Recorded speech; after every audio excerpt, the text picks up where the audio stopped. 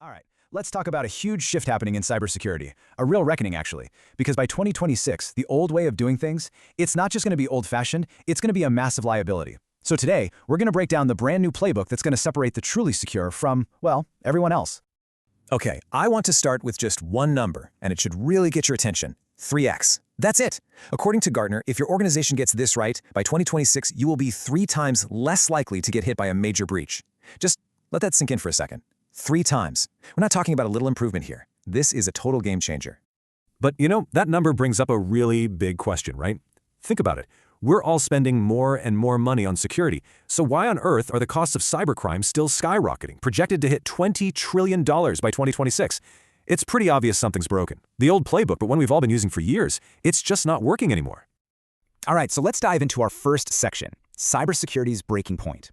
We're going to look at exactly why the traditional way of thinking about security is failing so badly. And look, this isn't about blame. It's about really understanding the deep cracks that have formed in our defenses. And check this out, because this really shows the paradox we're in. The average organization is trying to manage about 43 different security tools. 43? That's insane, right? And yet what's happening? The number of successful breaches just keeps going up. It's like we keep throwing more tools at the fire, but all it's doing is creating more smoke and more noise, not actually making us any safer.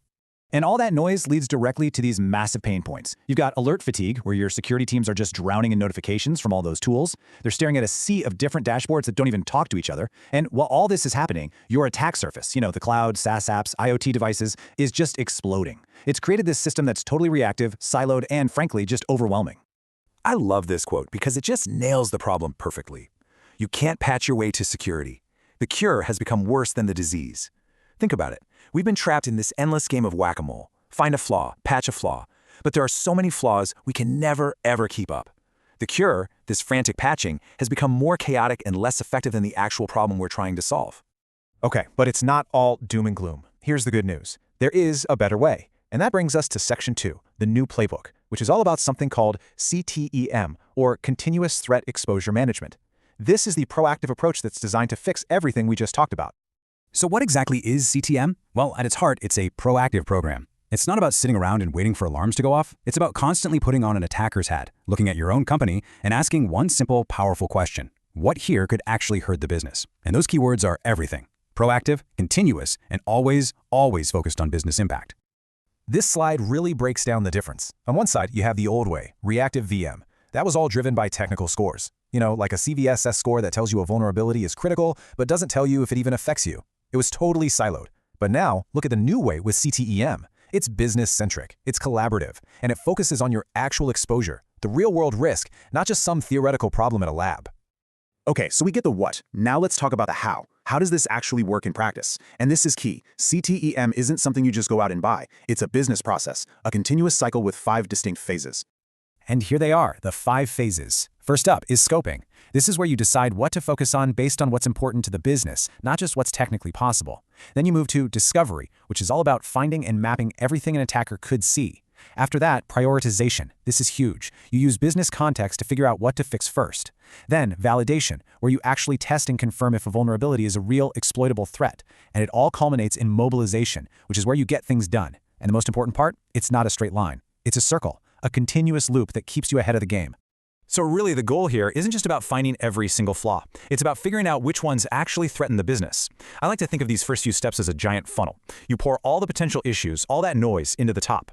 And each phase, from scoping to validation, acts as a filter, adding business context and stripping away the unimportant stuff. What comes out the bottom? Only the critical, validated threats that you absolutely have to deal with. All right, now we're getting to what I think is the most critical part of this entire framework. This is the secret sauce. The final phase, mobilization. This is what separates the organizations that will succeed from those that won't. It's the absolute game changer for 2026. And this quote says it all. Mobilization, not just detection, will define security success in 2026. I mean, let's be honest. Finding problems is easy. We've got 43 tools for that, right? The hard part, the part that actually makes you safer, is getting them fixed. That's mobilization. It's the get it done phase. It's where you stop analyzing and start acting. And here's a huge reality check for anyone who thinks, oh, we'll just automate everything. That is a fantasy. Take a look at this. The truth is, only a tiny slice of problems, maybe 5 to 10%, can be fixed with full hands-off automation. The rest, the other 90+%, that requires people. It requires process changes. It requires teams actually talking to each other and collaborating.